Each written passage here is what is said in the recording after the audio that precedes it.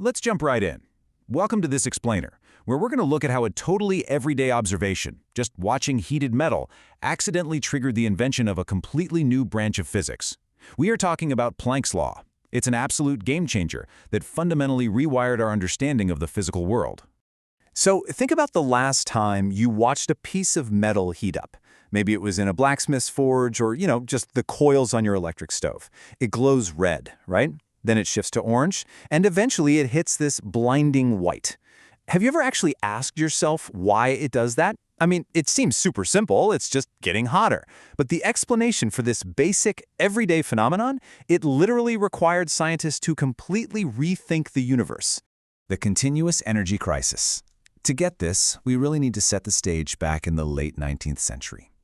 Classical physics had these established rules that everyone, and I mean everyone, thought applied perfectly to absolutely everything.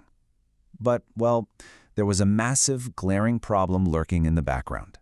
Assumptions led to predictions that made no physical sense at short wavelengths.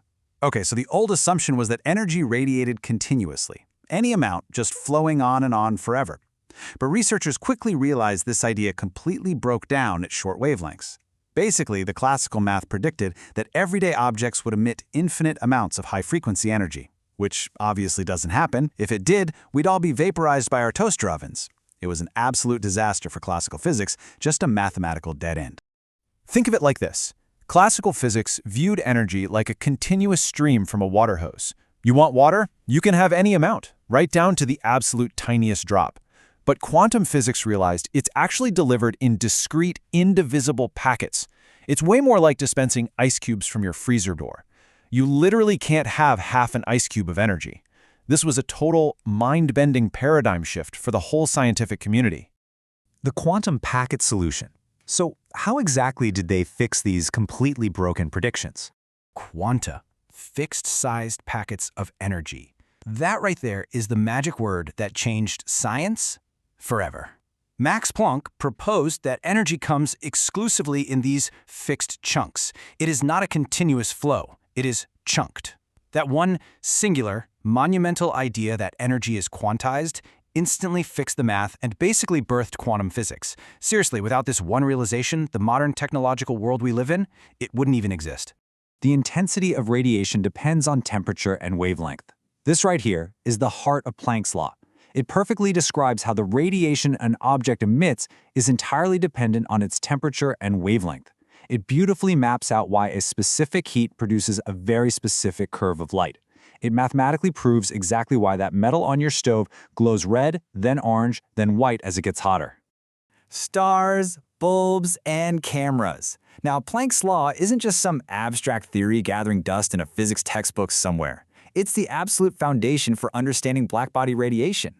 Modern applications understanding blackbody radiation, LED and incandescent lighting design, and thermal imaging cameras. Planck's law is running behind the scenes of technology you use all the time.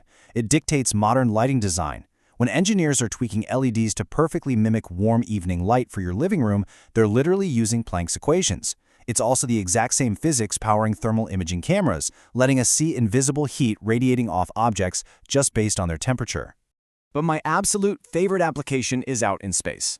Next time you look up at the night sky, keep this in mind. Astronomers can figure out a star's surface temperature purely from the color of the light it emits. A red star, that's significantly cooler. A brilliant blue-white star, incredibly hot. And they know this for sure because each star glows most strongly at a wavelength predicted directly and flawlessly by Planck's law. It is wild that we can measure the temperature of a massive object millions of light years away just by looking at its color. At what specific wavelength does an object glow brightest? So we know Planck's law proves radiation depends on temperature, and we know energy is delivered in these discrete quantum packets. But here is the big question that leaves us wanting more. At what exact specific wavelength does an object glow its absolute brightest? Like, how do we actually calculate that exact peak of intensity? Well, that is Wien's displacement law, and that's exactly what we're going to break down in our next explainer.